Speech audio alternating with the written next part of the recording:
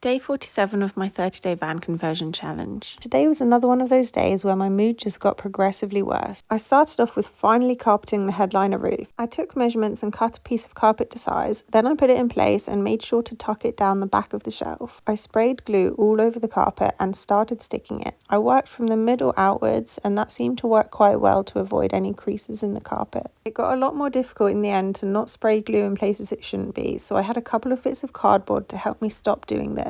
I trimmed the carpet to size and tucked any excess behind the ceiling, and then it was done. Except I also really wanted to carpet this beam, so I tucked a bit of carpet underneath the shelf and then started gluing it on. I cut a slit into the carpet for each screw and then tucked it underneath the headliner. Then I wanted to install the door for the electrics access. I'd bought these really small paintable hinges, but they didn't come with any screws, and I didn't really have any that were small enough, but I decided to use some slightly too big ones instead. By the time I'd finished installing it, I really wished that I would have just bought some smaller screws instead. I also needed to look at how I wanted to install a magnet and how to install the handle for this. Then I moved on to trying to finish installing the bed drawers. I'd only installed one so far and it protruded out slightly on one side, so I was trying to fix that, but so far I haven't managed to, and I actually made it worse. So I moved on to trying to fix the same issue on a different drawer, which I actually did manage to fix. I adjusted a drawer slide slightly on one side and it seemed to fix the problem. After that success, I went back to the bed drawers to try to fix that issue, but I just couldn't do it. At this point, I was getting annoyed at myself for being so pernickety, but I went back to the toilet to try to fix the same issue there. I eventually stubbed my toe and I reached the end of my tether for the day. I packed up very quickly, left the van in a state, and that's the end of a very disappointing day 47, so I'll be back tomorrow with day 48.